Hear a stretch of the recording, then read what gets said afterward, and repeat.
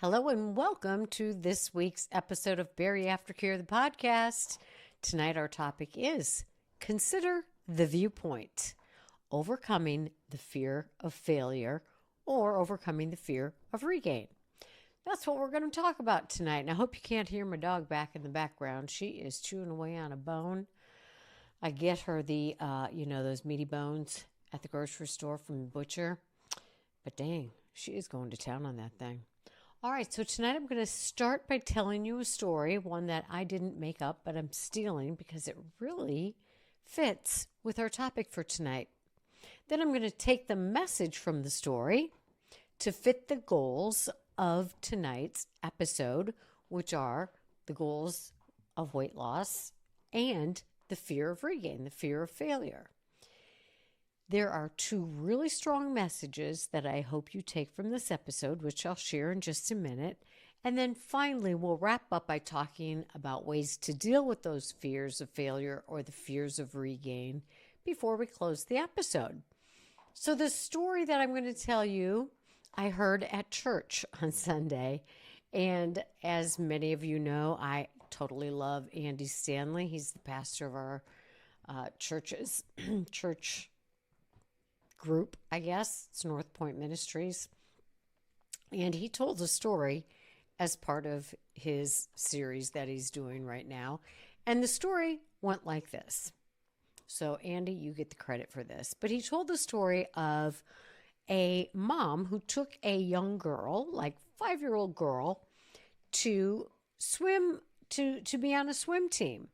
Now, here in the Atlanta area, I don't know how it is on swim teams in other parts of the country, but it's warm here a lot of the year. And so a lot of neighborhoods will have swim teams.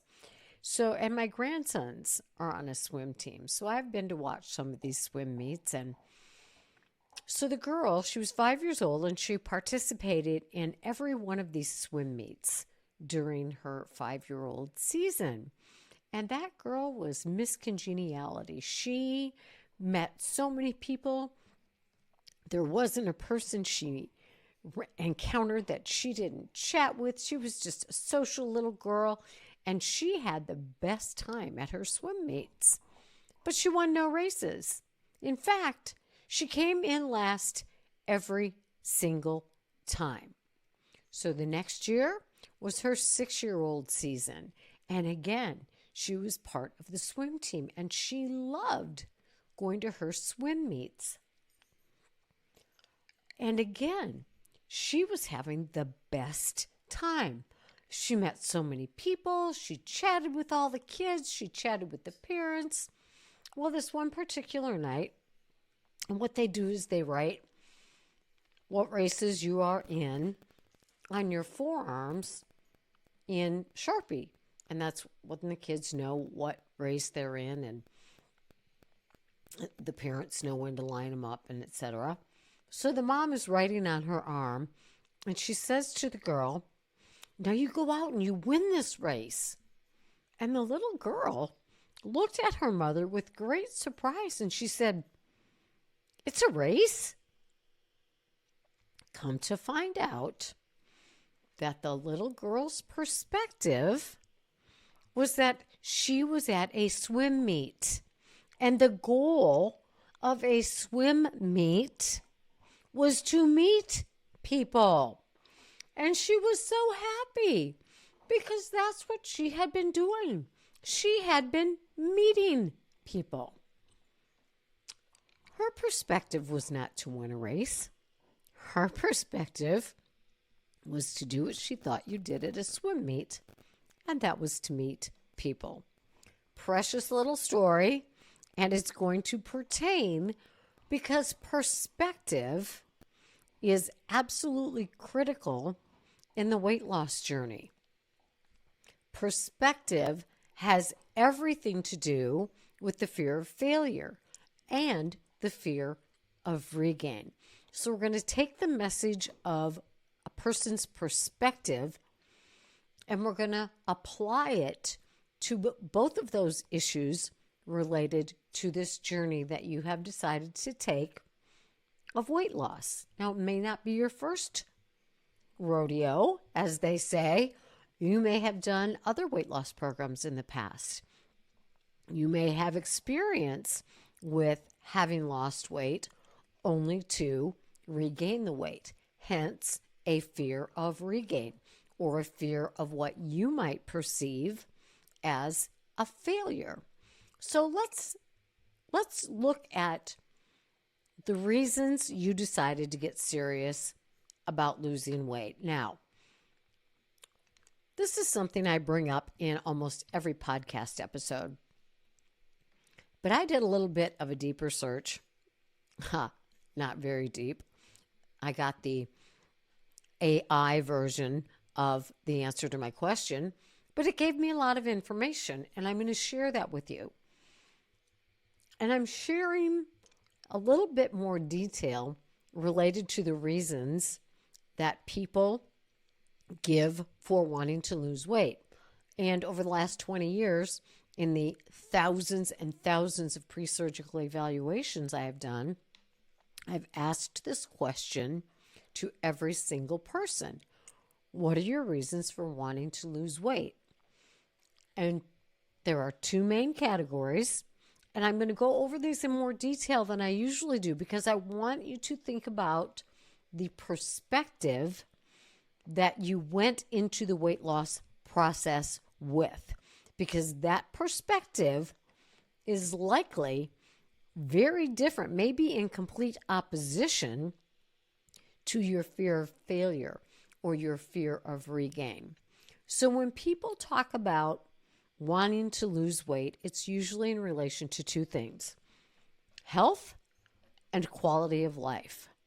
So I want you to think, as I mentioned, you've heard these things 1,000 times, but it's important because I want your perspective to stay focused on these very, very valuable and valid reasons for wanting to lose weight. One is related to health. So people either want to lose weight to prevent health comorbidities down the road, or they want to improve their health because they've already developed comorbidities. Let's talk about what those comorbidities are in a little bit of detail, because these are wonderful reasons to want to keep your health or your weight at a healthier level for your body. And everybody is different. I've met people with a very, very high weight, scale weight, and they have very few health comorbidities. I've met people who have a fairly low weight, even though it's in the obese category, but relatively speaking, they're in the lower end of obesity range, and they have a lot of health comorbidities. So genetics plays a role in this, but wanting to lose weight, either to improve your health or to prevent comorbidities, is an excellent reason for wanting to lose weight, because weight increases the risk, we know this, of high blood pressure, unhealthy cholesterol levels, and both of those things can lead to heart disease and strokes. Good reasons for wanting to be at a healthy weight. Obesity is a major risk factor for type 2 diabetes, not a disease to mess with or play with. A very valid and good, sound reason for wanting to be at a healthy weight for your body. Cancers. There are many cancers that are linked to obesity.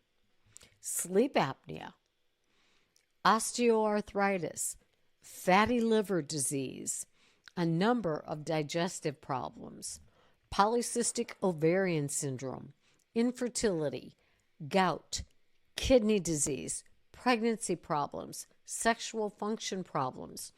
All of these are health conditions that are related to the disease of obesity.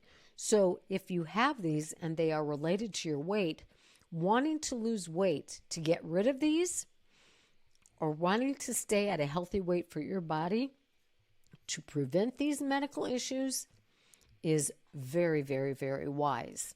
So I want you to keep the perspective of health in mind when we move on and talk about the fears of failure and the fears of regain. Your mental health is also affected, just as your physical health can be affected by the disease of obesity. Increased rates of depression, increased rates of personality disorders, increased rates of anxiety are related to the disease of obesity and a decreased quality of life. So it's our mental and our physical health that we want to take care of because it affects all of our biological, mental, physical health. Relationships are also affected or can be significantly impacted by the disease of obesity because obesity can lead to struggles due to factors like body image issues, which can interfere with intimacy or your willingness to be vulnerable with another person.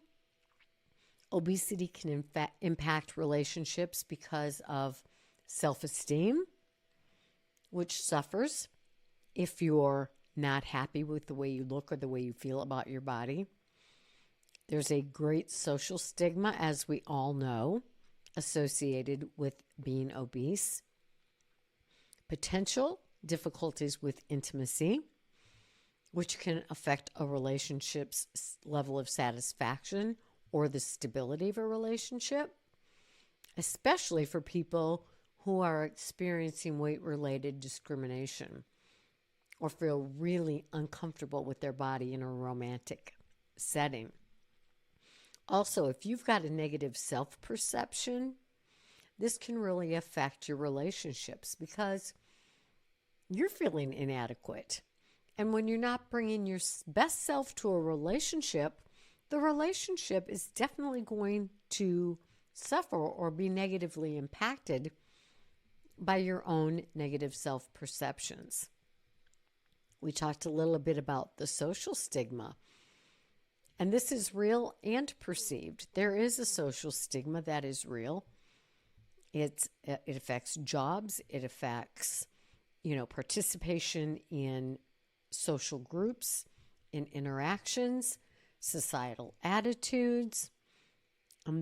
Those negative things can affect, again, your self-esteem, how you perceive yourself.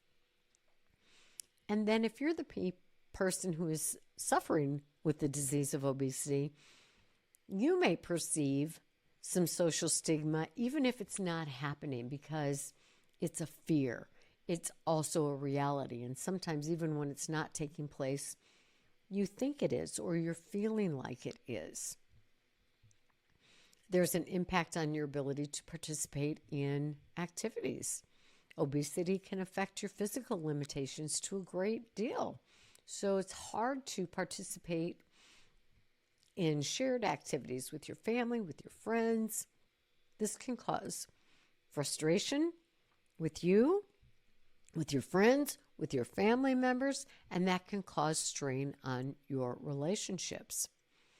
And stress and relationship conflicts are sometimes related to an increased use of food for emotional reasons.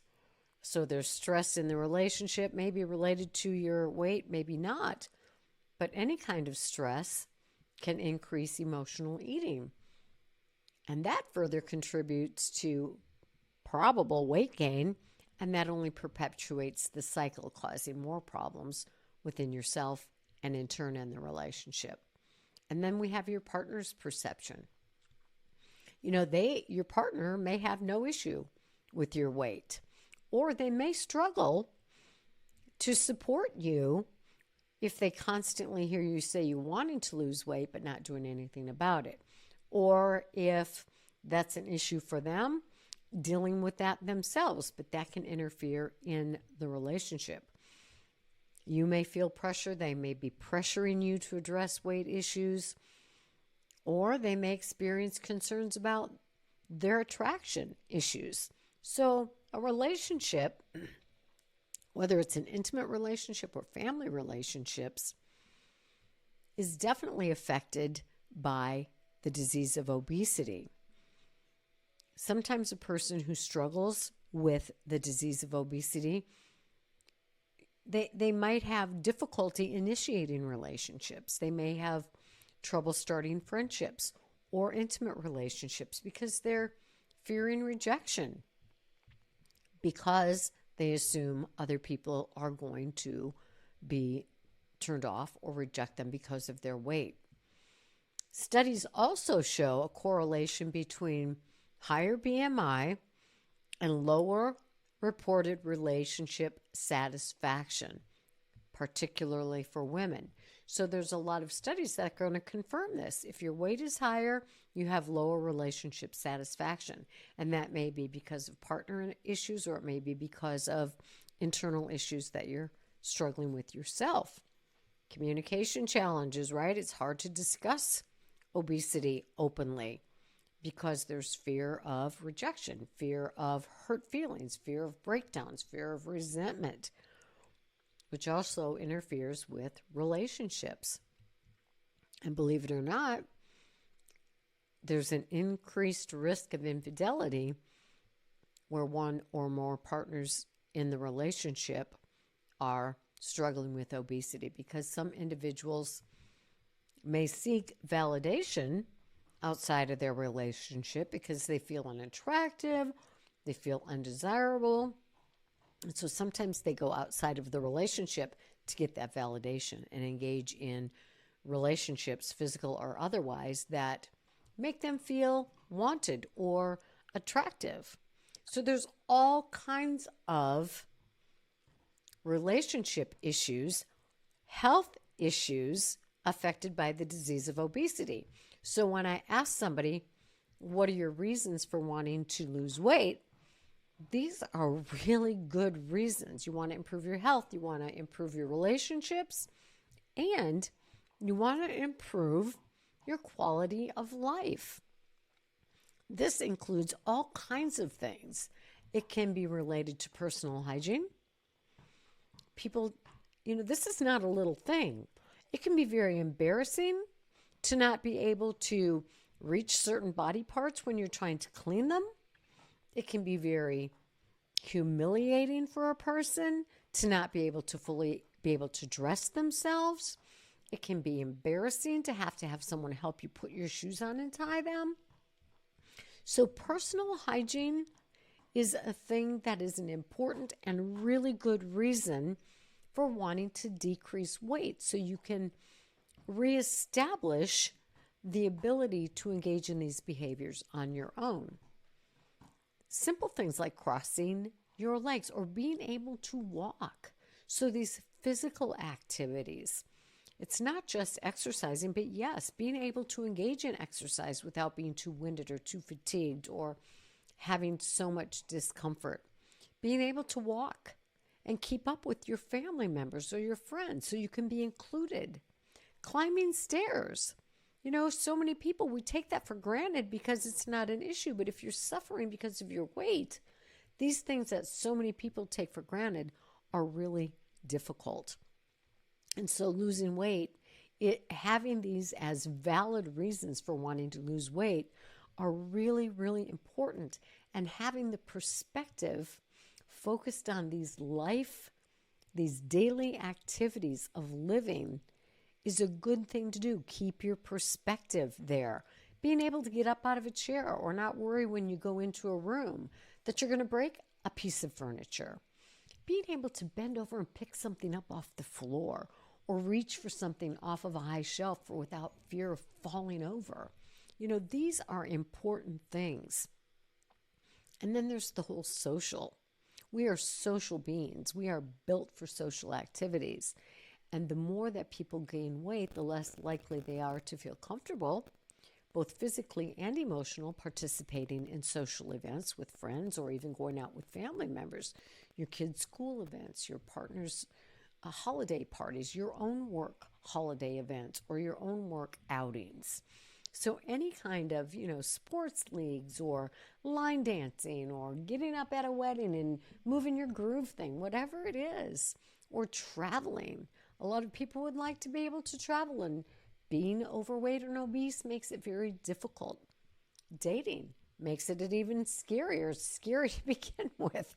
But having extra weight makes it even more difficult. So when you think about, why do I want to lose weight? Think about health. Think about relationships. Think about quality of life. That is what I am told when people go into the weight loss process, especially with bariatric surgery, because that's when I have the opportunity to talk to them. But if it's weight loss by any other means, a GLP, a medical weight loss program, however you're going into this weight loss journey or got into this weight loss journey, remember that these reasons, medical, physical, mental health, relationships, quality of life, daily skills of living, all great reasons for wanting to be at a healthy weight. That's a perspective I want you to maintain because it's directly correlated with fear of failure and fear of regain. So the two things that I want you to think about in relation to this podcast episode are two things that I hear and see most often that interfere with the perspective of wanting to lose weight to have a better life. And those two things are, one, which I talk about probably way too often for anyone's comfort or enjoyment, and that is a goal weight. And the other one is this fear of failure / fear of regain. I'm not going to talk too much about the goal weight problem, and it is a problem because if you derail yourself in your weight loss journey from these really valuable reasons for wanting to be a healthier weight, for putting in all that work and all of that effort so that you can have that better life you envision, which you will get by having improved health, which you will get increased happiness and a better experience at this one life that we have. If you have a better social life, if you have better relationships, if you have a better daily quality of life in your basic living skills. But I promise you that if you derail yourself from those valuable reasons for wanting to lose weight and get hung up on this bleepity bleep bleep bleepity bleep bleep arbitrary number called a goal weight, I promise you, you will not, regardless of how much hope that you have placed on the number, when I get to this number, I will be happy.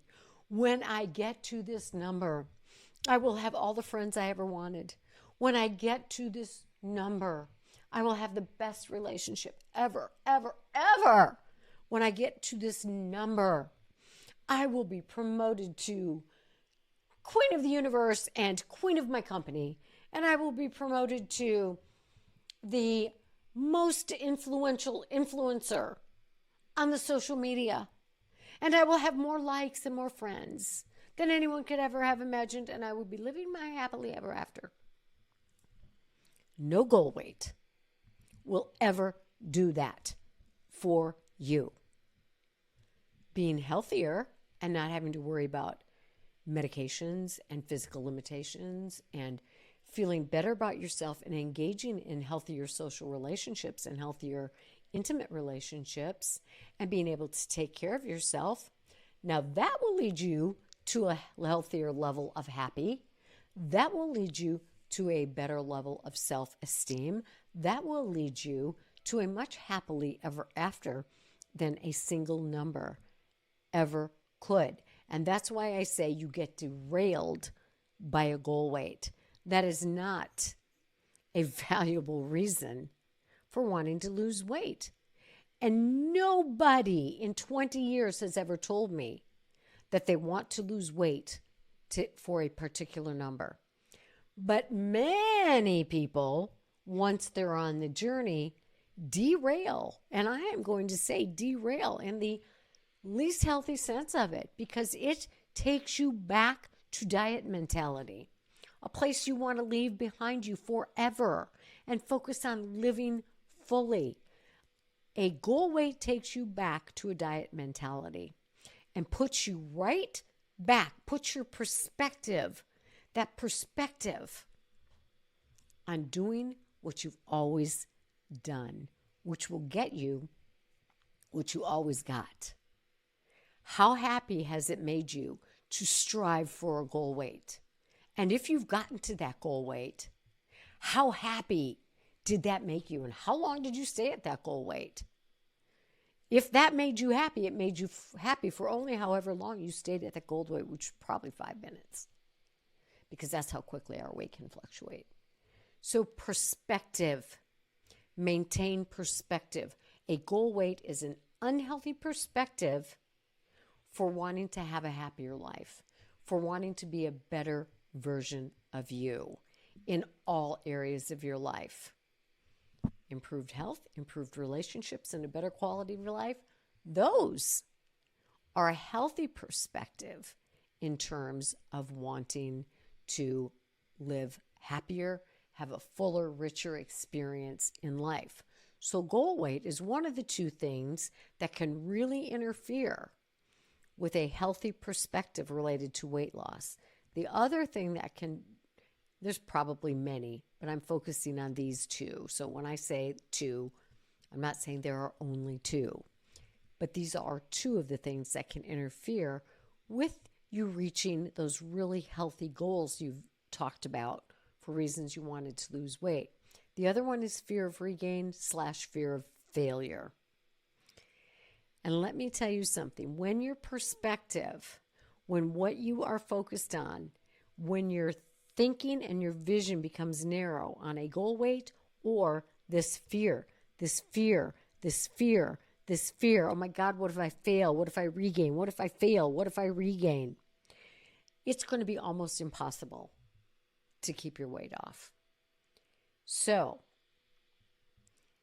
and this is especially true if you've struggled with your weight for a long time. If you've lost weight and regained it, lost weight and regained it. So what I want to say is it's almost impossible not to have the fear. All right, let's just establish that.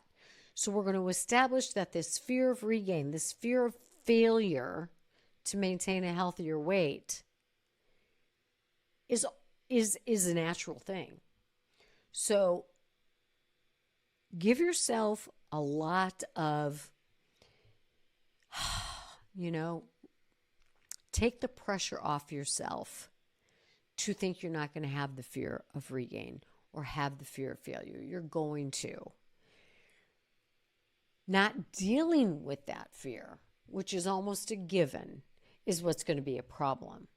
So you're probably going to have that, that fear butt in at some point. It doesn't have to drive the bus, though. It doesn't have to derail you. It doesn't have to throw you off course. But it's a powerful thing, this fear of failure. So we're going to start with the premise that it's normal and natural, and understand that you can overcome it with effort, which is required for anything that you succeed in life. Effort is required. So I'm going to talk about reasons that having this fear of failure or having this fear of regain would be a natural thing. And most of you are going to be able to relate to this. So maybe you've got a history of repeated weight loss followed by regain. Maybe you have a fear of feeling the same unpleasant emotions you've experienced in the past. Makes perfect sense to me. So if when you were at your heaviest and you felt most insecure about yourself or most socially isolated or most depressed or most anxious, of course you would have a fear of returning to that place or ever experiencing the intensity of those emotions that you felt at your heaviest. There might be a fear of being ostracized, criticized, rejected, or reminded or reminded that some specific others, friends, partner, family members, siblings, grandparents, they actually expected you to regain. And you know this by the comments that they make. So, of course, there's this fear. I don't want to be rejected because of my weight. I don't want to be criticized. I don't want to be ostracized. And I don't want to hear the comments that I've heard from people in the past. Okay. In addition, you might have fear of being able to stay motivated. You've done this before. This isn't your first rodeo, right? It's not your first diet rodeo. Maybe you fear that you'll lose motivation because in the past, maybe you've lost motivation.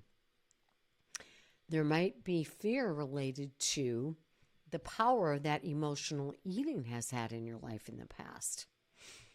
Just because you have weight loss surgery or take a GLP-1 or lose weight any other way doesn't mean that emotional eating will be a thing of the past. If emotional eating, if turning to food has been your go-to, your comfort, your way to cope in the past, it's likely to become that again in the future. So that is a valid fear. Or you may have a fear related to discovering you have a food addiction. And you have to treat addiction like you treat addiction. So there's that fear, and learning to treat addiction in addition to and separately from the weight loss journey. There might be a fear that you'll be judged as a loser. And I don't mean the kind of loser you want to be, as in weight loser, but a loser for doing this one more time, yet again. You've said this before, and so of course you have fear of that. There might be fear that your perfectionism will get in your way. This may have gotten in your way in the past. I'm going to never eat a carb again in my life until the first time I do, and then I eat them all. I'm going to exercise every day of my life until the first day I don't, and then I quit. We don't want that perfectionism, that all or nothing. That could be a valid fear for you. You may have fears of saboteurs, the food pushers that we've talked about in recent episodes. Or you may be fearful that you're going to sabotage yourself, which maybe you have done in the past. And there are ways you can sabotage yourself that have nothing to do with food, or ways that other people can attempt to sabotage you. And that can be with words. It can be with your thinking. It can be with the things you say to yourself about yourself. That's a big problem. It throws your perspective off of a healthy trail. All of these fears that I just mentioned, and you may experience all of them or have experienced all of them at one time or another. Every single one of these fears, which you can expect to have, are related to your thoughts.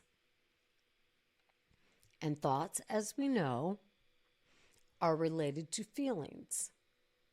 And your thoughts and your feelings are related to your behaviors. Very generally speaking, if you're thinking negative things, you're feeling poorly. And when we think negative things and feel badly, we often behave badly, as in, I'm going to go eat to make myself feel better. Or I'm going to give up on my healthy behaviors and say, well, forget about it. Or I'm going to fall back into the all or nothing.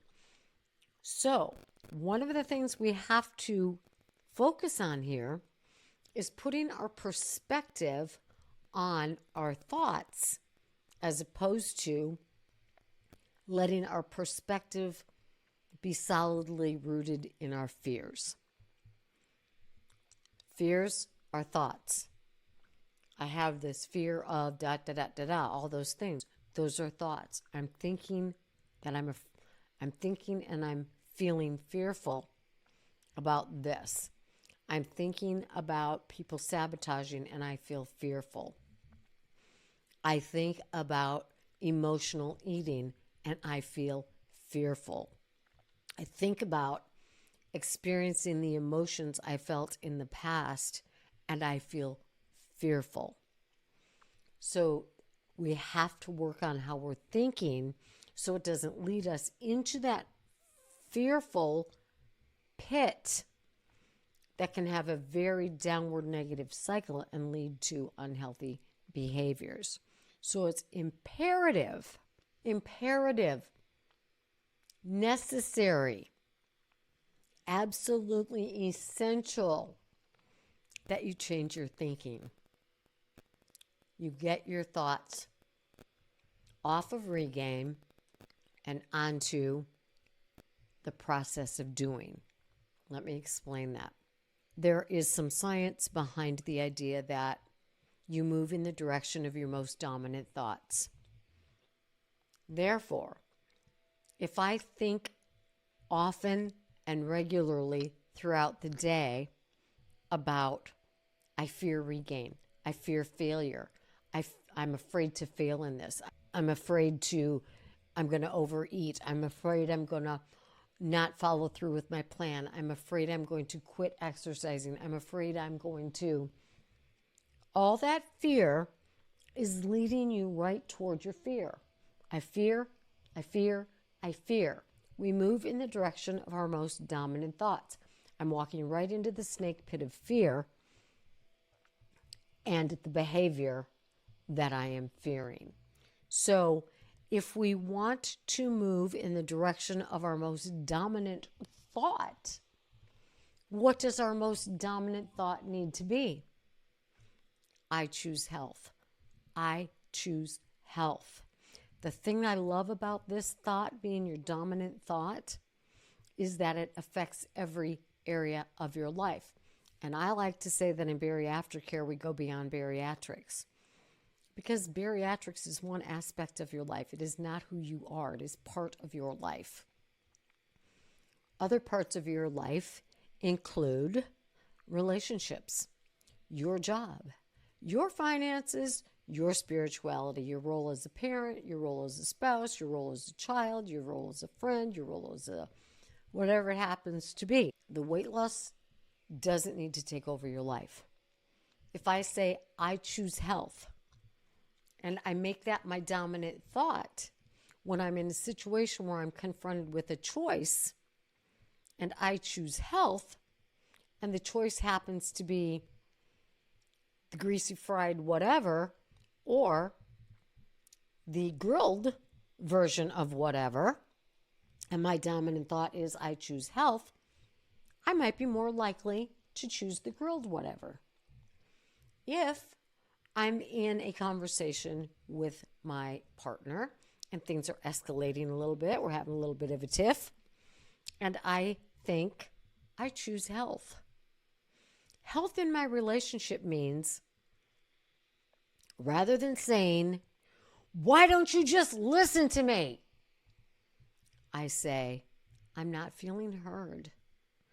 I would appreciate if you could repeat back to me what I'm saying.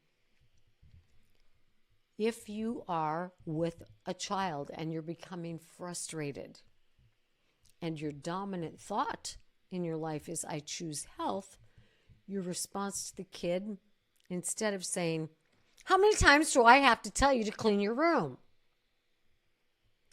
I choose health might allow you to come out with, I'm very frustrated having to remind you 3 times to pick up your room. You've got until 5 p.m., and if by 5 p.m. your room's not clean, then you lose your privileges for television or social media or whatever it is tonight. I choose health. You're driving home from work, and you're going to go past the place where you do your Zumba, and you're like having that debate in your head. Oh, I'm tired. It's been a long day. I was on my feet. Your dominant thought is I choose health. I'm going to that class. I choose health is going to lead you more often to a healthy option than I fear failure. I fear regain. I fear failure. And you're going to feel like crap when you're thinking, I fear failure, because your body is going to be tense and stressed and on high alert. Increasing your cortisol levels, making it more difficult for you to make healthy decisions, and causing you to gain weight. Those are some of the effects of chronically high cortisol levels in your body. So, making the choice to think, I choose health, is a more calming, more stabilizing, more direct intention thought, and puts you at a higher probability of making one or two or three more healthy choices than maybe you would have if your thought perspective were focused on the fear of failure. Now, when you address the fear of failure, you've got to identify what failure means to you. You know, for some people, failure means I eat one thing off my plan and it's ruined. That's a pretty rigid definition of failure that can set you up for a series of what you consider to be failures. So any mistake or that perfection thing, any veering off the perfection path that throws you into, I'm over it, I'm done, why bother? You need to get some help to deal with that definition of failure, because if you do any reading on failure, if you do any reading about successful people and listen to what they have to say about failure, they will say failure is not a derailment. Failure is how I learned to do things differently so that I got a different result. The Super Bowl was last week, and I'm not a football fan, really. I don't know much about any of the teams or the people on the teams or any of that stuff. And I heard this radio show, my radio show that I listen to, The Bert Show, B-E-R-T, not B-I-R-D, Bert, my trashy little show that I love. And there was one of the guys on there trying to convince one of the women on there of reasons to be interested in the Super Bowl. And of course, I can't remember the kid's name. But I do know that he's on the Philadelphia Eagles. And this kid, they likened him to Michael Jordan. Michael Jordan, who did not make his high school basketball team. And this kid, who is one of the great players on the Eagles, in high school, was very, very talented, but he was less developed, less mature physically than some of the other players, and he was going to quit.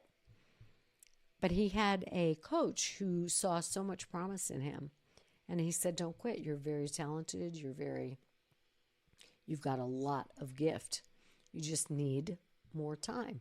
Well, this guy is one of the MVPs of the team, and it was a really affirming story about how people view failure or opportunity. But so many people who are great, what we would deem as being very, very successful, will talk about how their failures led to their success because it taught them what to do differently. So you need to identify your definition of failure and figure out how to change your perspective, which is what this podcast is about, is changing your perspective so that it serves you well. And changing your perspective on what failure means is something that can serve you very, very, very well in the long run when it comes to weight loss. Because a failure, meaning you gave in to something or whatever it means to you, can be an opportunity to learn and say, okay, how do I overcome that so I don't do that again in the future?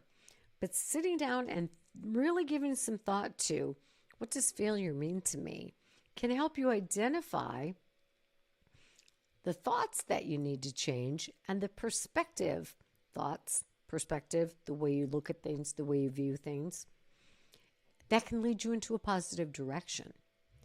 Now, we talked about, and I am reading a book right now called Get Out of Your Head.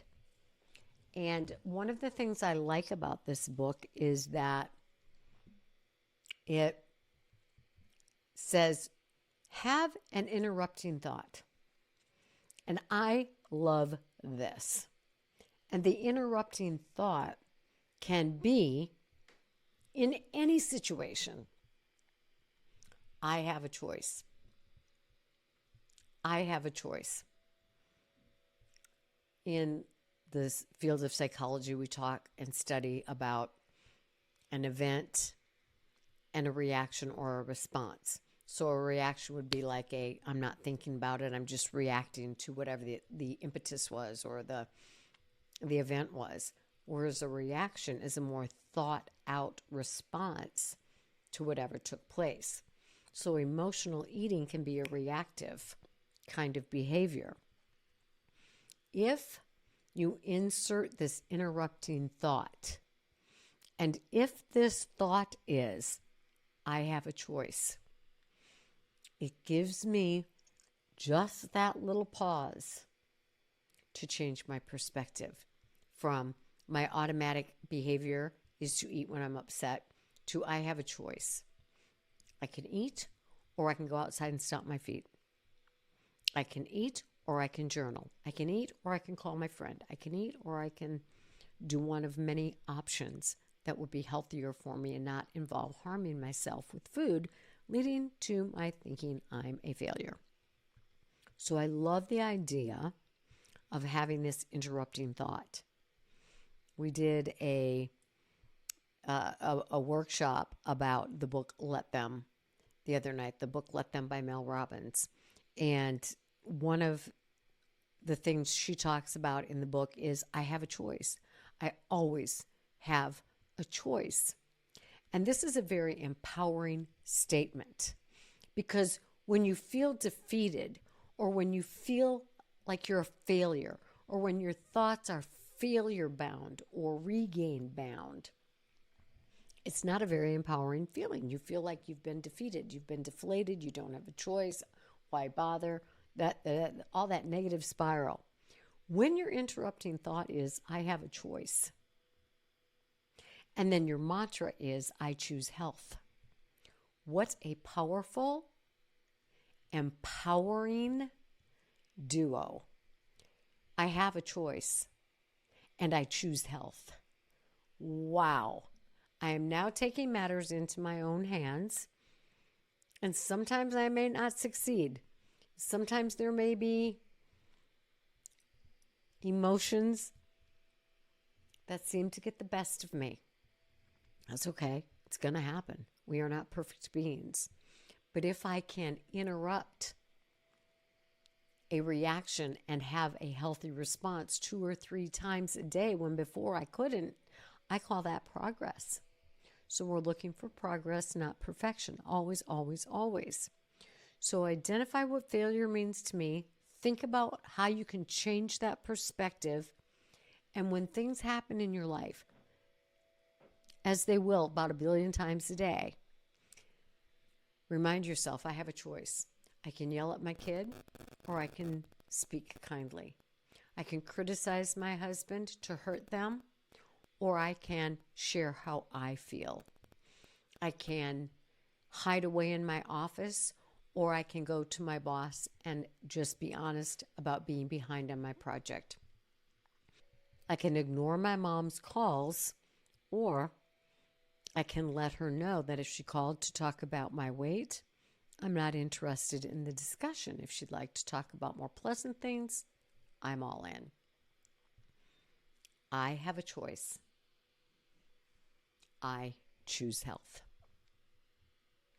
Now, many people that I have worked with in the weight loss journey, sadly and unfortunately, and it's not just in the weight loss arena, but this is what we talk about on BariAftercare.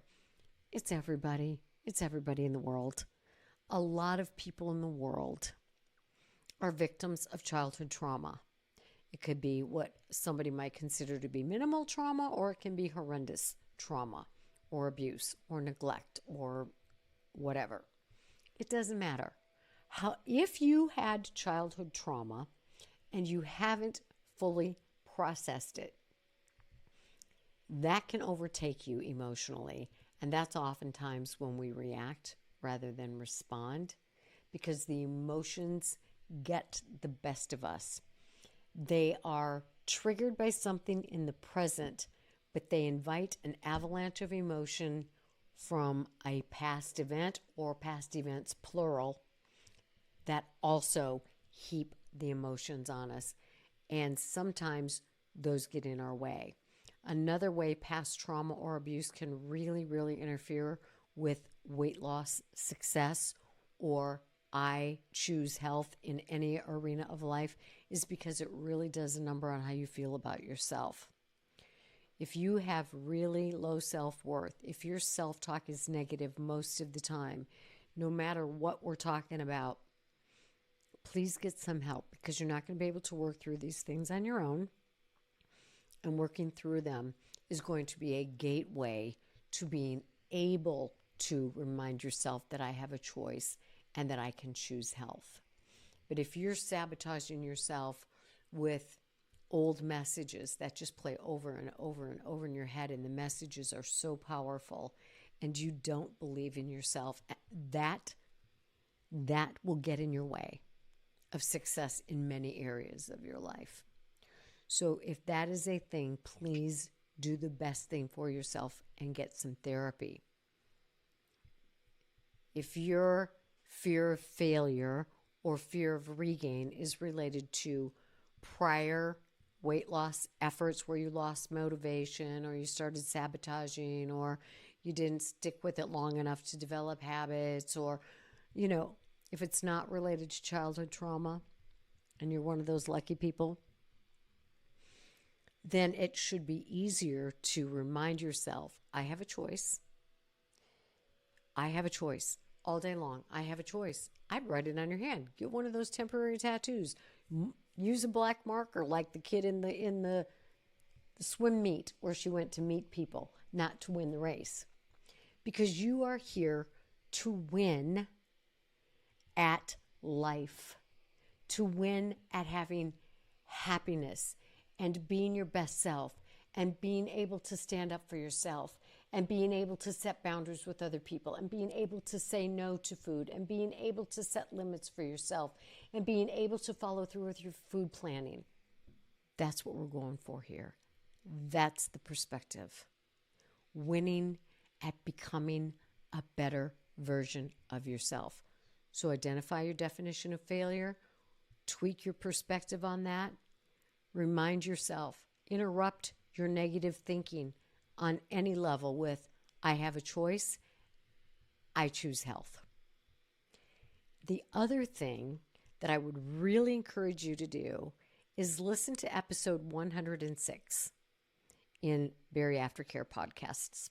It's called Focus on the Process, because what will help you get away from the fear of failure and the fear of success is focusing on the process.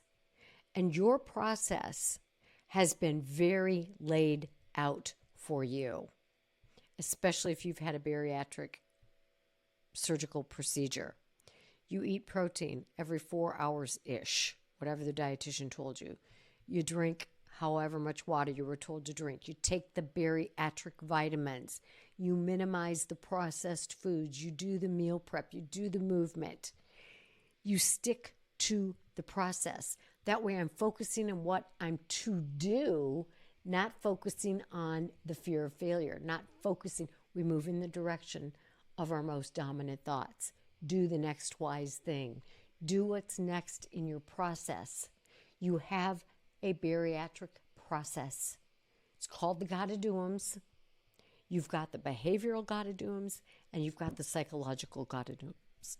So that behavioral ones are do what the dietitian told you, do what the bariatric surgeon told you, follow the process.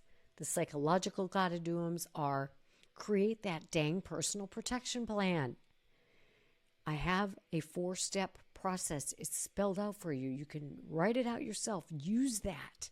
Learn the skills you need to overcome emotional eating. There are skills and tools for that.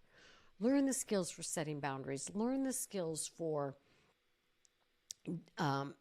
treating addiction. I would also encourage you, I did another episode well over a year ago, or maybe 2, on fear of failure with a completely different vantage point than the one tonight. So I would listen to that, and that is episode 122. So listen to episode 122 and 106, and then your take-home messages. Maintain a healthy perspective, like the little girl who went to the swim meets to meet people, not to win races. Let your perspective be to meet the better version of yourself every day and do the next wise thing. Learn whatever the skills that you lack are to be that person. Follow your bariatric process and learn. Listen to other episodes of this podcast. There are 200 and however many at this point. And talk to a therapist, a bariatric coach, your friends, your mentors. Stay involved in your support groups. And listen in next week, because next week I have a new guest who has not been on the podcast. She's very invested in the bariatric journey personally and professionally. So it's going to be another great episode. And again, I thank you for spending your time with me, for spending the time to choose health, learning the skills to choose health for yourself. Rather than fearing failure, choose health. Let that be your perspective and have a gloriously joy-filled life. Of course, it's not going to happen every day, but overall, by focusing on what you can do and doing the things you can do, you are empowering yourself, feeling better, and when we feel better about ourselves, we do better in our lives. Thank you again for joining me. Remember, we're talking about your health. It is your responsibility this day and every day. Thanks again for joining me, friends. I'll see you next time. Bye.